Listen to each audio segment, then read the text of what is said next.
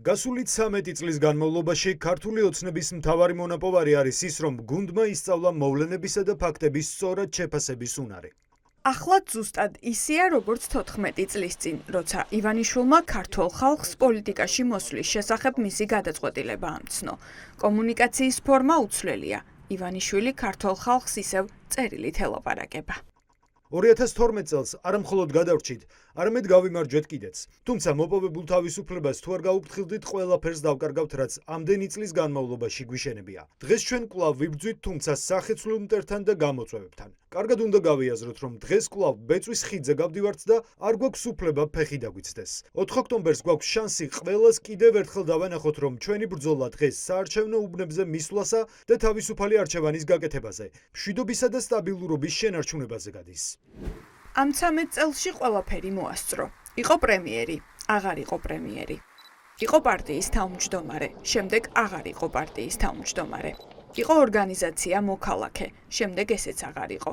იცვლიდა სტატუსებს, თუმცა არ ცვლიდა კომუნიკაციის ფორმას და სულ გველაპარაკებოდა წერილებით. იმდენი ეპისტოლე დაუგროვდა დათვლა ხელოვნურ ინტელექტსაც უჭირს. დღესაც მისი ასეთი მორიგი და ამჯერად 1101 სიტყვიანი პოლიტიკური ეპისტოლე პარტია ქართული ოცნების გვერდზე დილას გამოქვეყნდა. დღეს ჩვენ აღარ გვეშლება ხარისხობრივი შეფასება იმისა, ვინ არის მეგობარი და ვინ მტერი. კარგად გავაანალიზეთ, რომ არც ერთი უცხო ძალა ჩვენს დასახმარებლად არ იღწვის. ყველას საკუთარი ინტერესები და სურვილები ამოძრავებს. ცხადია, არავისთან პარტნიორობაზე უარს არ ვამბობ, თუმცა ეს არ უნდა მოხდეს ჩვენი ქვეყნის სუვერენიტეტის დასუსტებისა და საქართველოს გამოყენების ხარჯზე. მისთვის ერთი შეხედვით საზეიმო დღეს საზეიმო განწყობა არ ეთყობა. ძირითადად გამოგონილ მტრებზე გველაპარაკება და კეთილდღეობის დაპირებებს ფორმალურადაც აღარ გვაძლევს.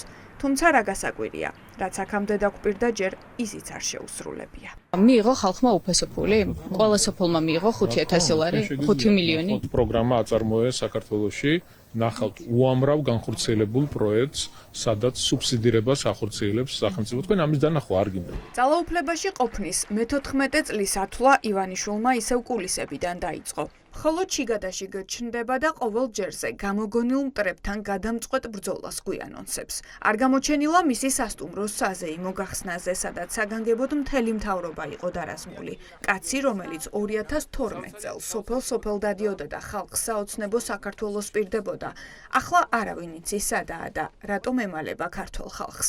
როგორც ჩანს, ამ კითხვაზე პასუხი მის გუნდშიც უჭირთ. სად არის ბიძინა ივანიშვილი? რას გესაუბრეთ? წერილებით ელაპარაკება ხალხს. თქვენ რა სურვილი გაქვთ? რა ფორმით გინდათ თქვენ კომუნიკაცია? ხალხთან არ გამოდის, რატო არ ჩანს ხალხთან ყოთა აღარ აქვს ბიძინა ივანიშვილი? თქვენ რა გინდათ? რა რისი დანახვა გნებავთ თქვენ? როგორც მოვიდა ხელისუფლებაში, ისე რატომ აღარ ჩანს ხალხთან? თქვენი დღის წესრიგი და თქვენი განრიგით ხო ვერ იმუშავებს? დღევანდელ დღეს ერთი უჩვეულობაც ახლავს. მე მინდა შეგახსენოთ, რომ დღეს არის 1 ოქტომბერი და ბიძინაობა. 3 წლის თავზე ბიძინაობის მოსალოცად საქმე აღარ აქვს ირაკლი ღარიბაშვილს, ვინც ახლა ამ კადრში ჩანს ივანიშვილის გვერდით პოლიტიკაში აღარც ერთი დგას. მეტით შესაძლოა სამივე საციხოდ კონდეს საქმე. ისევე როგორც ქართული ოცნების კიდევ ერთ ყოფილ სუპერძალოვან მინისტრს, რომელიც ახლა ქვეყნიდან წასულია და რომლის მიმართაც ბიძინა ივანიშვილს პირადი შურისძიება ამოძრავებს. ღალატს მოღალატეს, კეთილსინდისიერებას, სამშობლოს სიყვარულს, თავგანწვირვას, ერთგულებას. ამას დრო და ხალხი და ისტორია არქმევს და არა წერილები დაწერილი და ოცნების მარიონეტები. განსხვავებული აზრის მიუღებლობა და ეს ხაზი, რომ ვინც მე არ მეთანხმება ის ქვეყნის მტერია, რა თქმა უნდა ეს კატეგორიულად მიუღებელია, სწორედ ეს არის თავის მართლების პოზა. 13 წლის განმავლობაში მისგან ბევრი წავიდა. წავიდნენ ისინი, ვინც ივანიშვილთან ერთად პოლიტიკური ძალა ქართული ოცნების სულის ჩამდგმელები იყვნენ, ვინც მასთან ერთად სოფელ და ქალაქ დადიოდა და ხალხს ოცნების კეთილ ძრახვებში არწმუნებდა. ყველა, ვინც წავიდა, დღეს მისთვის მოღალატეა, თანაც მუხანათი. სასაცილოა უბრალოდ, როდესაც ის საუბრობს გუნდზე და გუნდმა რაღაცები ისწავლაო, რომელმა გუნდმა, რომლის ნაწილი დაჭერილი ყავს, მეორე ნაწილი ჩარეცხილი ყავს და რამდენადაც მე მესმის კობახიძეს დასაჭერად ყავს გამზდებული, ხო? ხო და ერთადერთი გუნდი, რომელთანაც ის თანამშრომლობს, ეს არის თვითონ ბიძინა. შეიძლება 41-ზე გამრავლებული. ლავრენტი ბერიას და ყველაზე უფრო მწარე წითელ კომისრებსაც კი შეშურდებოდათ ამ წერილის პათოსი, ამდენი ზიზღი, ამდენი დაპირისპირება, ამდენი საუბარი აგენტებზე და მტრებზე, ეს რა უბედურებაა, ეს რა შავი დღე დაუყენა საქართველოს ივანიშვილმა და მისმა პოლიციურმა რეჟიმმა.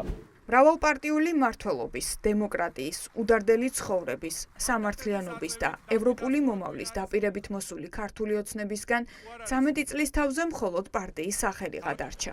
ასე ფიქრობენ ოცნების თანადამფუძნებლები. პლანური მმართველობა სასამართლოში, სისტემური კორუფცია, ჩამოშლილი ინსტიტუტები, წამების და არაადამიანური მოპყრობის სისტემური მაგალითები და ვერტიკალზე ჩამოკიდებული ისე პარტიული მართვის მახინჯის სისტემა, რომელიც არის რაღაცა ბოლშევიკური, საბჭოური მოდელი. ეს არის 13 წლის თავზე და ეს არის ხო ჩვენი იდეა 1 ოქტომბერს. მეოთხე საუკეთესო წელს რომ გვპირდებოდა იმის შემდეგ 2-ჯერ 4 წელი გავიდა და ასე იქცა ბიძინა ივანიშვილი დამოუკიდებელი საქართველოს ისტორიაში ქვეყნის ყველაზე ხანგრძლივ მმართველად, რომელმაც ქართველი ხალხის არჩეული ისტორიული კურსი დემონსტრაციულად შეცვალა.